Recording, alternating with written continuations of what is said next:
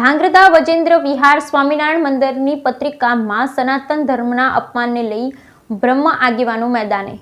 રાજ્યમાં સ્વામિનારાયણ સંપ્રદાયના સંતો બેલગામ વાણીવિલાસ અને ખુલ્લી જતા ધોતિયાના લીધે વારંવાર વિવાદમાં હોય છે। હમણાં હાલમાં જ સંત શિરોમણી જલારામ બાપા બાબતે ઉચાટનો મામલો હજી ગરમ ભઠ્ઠી બન્યો છે। તેવામાં ધાંગ્રધા નરસિંહપરા સ્થિત વજેન્દ્ર વિહાર સ્વામિનારાયણ મંદિરમાં આગામી 17 માર્ચ અનુલક્ષીને થવા જઈ રહેલા એક ધાર્મિક કાર્યક્રમની આમંત્રણ પત્રિકા ધાંગ્રધા વાસીઓના રોષનું કારણ બની છે।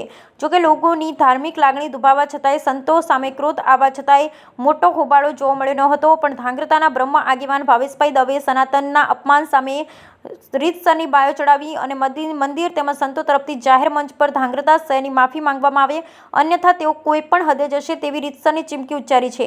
આમંત્રણ પત્રિકામાં સ્વામિનારાયણ સંપ્રદાયના અતિ શ્રેષ્ઠ બતાવવાની લાહેમાં ધાંગ્રધાના ઐતિહાસિક નાગા બાબા મંદિર, જોગાસર મંદિર, સંત દેશળ બાપાનું હળહળતું અપમાન કર્યું જે માફીને પાત્ર નથી તેમ જણાવી ભાવેશભાઈ દવે સ્વામી સાથે કરેલ ઓડિયો ક્લિપ વાયરલ કરી છે, જેમાં મંદિર તરફથી થયેલ ભૂલ સામે રીતસરનો ઉધડો લઈ સ્વામી દ્વારા પત્રિકામાં જે લખ્યું છે તેના પુરાવો આપે, અન્યથા સ્વામિનારાયણ મંદિરના કાર્યક્રમ દરમિયાન 18 માર્ચે જાહેર મંચ પર જ ધાંગ્રધાવાસીઓની માફી માંગે તેવી પણ માંગ કરી છે। જોકે મંદિરના સ્વામી વિવાદી વ્યક્તિઓને બોલાવી માફી માંગી રહ્યા છે, પણ બ્રહ્મ આગેવાનો જાહેર મંચ ઉપર સૌ કોઈની માફી માંગને લઈને જીદે ચડ્યા છે। Bureau report Hitesh Rajpara, Dhrangadhra.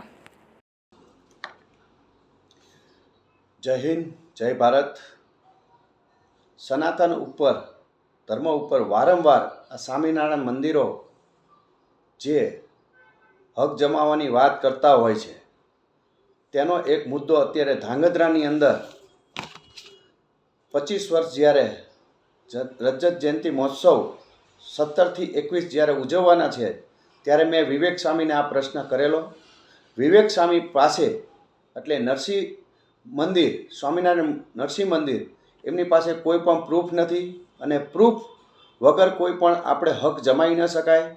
આ 4 જગ્યા જે એમની પત્રિકામાં આપેલી છે એમાં જોગાસરનું તો એક આપણે મહત્ત્વ સમજીએ છીએ કે રાજા રજવાડાથી 500 વર્ષ જૂનું તળાવ બંધાયેલું છે, એના ઉપર એ જે તે સમયે કેસ હારી ગયેલા છતાં પણ આજે ફરીથી એ વિવાદમાં એ મૂકેલું છે। એવી રીતની નાગા બાવાની વાવ છે, એના ઉપર પણ મેં એવી ટિપ્પણી કરેલી છે કે શક્ય જ ના બને, જેમાં કોઈ એમના પાસે પ્રૂફ નથી। એવી રીતના જ બીજું એક મંદિર લઈ બ્રહ્માનંદ સ્વામી અહીંયા આવ્યા હતા ચરણોમાં, રાજમહેલ મંદિર, રામ મંદિર જે આપણું આવેલું છે એના પણ ઉપર 2-3 મહિના રોકાયેલા, એવા પણ કોઈ એમની પાસે પ્રૂફ નથી। આવા અનેક વિવાદિત 4 જગ્યાના મેં કરેલા છે। ત્યારે હું વિવેક સ્વામીને ચેલેન્જ આપું છું કે તમે મને 2-4 દિવસની અંદર મને પ્રૂફ આપો, નકર પછી 18 તારીખની અંદર અમે સ્વયંભૂ જે આક્રોશ અત્યારે ધાંગધ્રાની અંદર છે, સ્વયંભૂ આપણે ધાંગધ્રા બંધ રહેશે અને 18 તારીખની અંદર ગામ વચ્ચે તમારે માફી માગવી પડશે અથવા વ્યાસપીઠ ઉપરથી તમારે માફી માગવી પડશે। હવે લોકેશન તમારે ચોઈસ કરવાનું છે।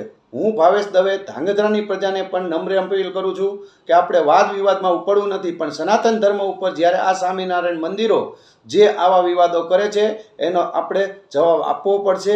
અને જો વિવેક સ્વામી પાસે કોઈ પણ સબૂત હોય તો મને આપે તો હું પ્રેસ કોન્ફરન્સ કરીને બધાને દેખાડીશ, નકર પછી 18 તારીખના રોજ એમને ગામની સામે સ્વયંભૂ આવીને માફી માગવી પડશે અથવા 18 તારીખના રોજ એમને વ્યાસપીઠ ઉપર મને સબૂત આપવા પડશે, નકર પ્રેસ મીડિયા સામે એમને 18 તારીખે વ્યાસપીઠ ઉપર માફી માગવી પડશે। ચાલો ધાંગધ્રાની જનતાને પણ નમ્ર આપણે એક દિવસ ધાંગધ્રા બંધ રાખીએ અને આ સ્વામિનારાયણ મંદિરો જે સનાતન ધર્મ ઉપર આવી રીતના જે વારંવાર ટિપ્પણી કરે છે એ કરતાં બંધ થાય અને આપણે પાસે સબૂત છે કે અહીંયા કશું પણ આવું ખોટું ચાલે છે, એ આપણે એને સાબિત કરવા નહીં દઈએ। જય હિન્દ, જય ભારત।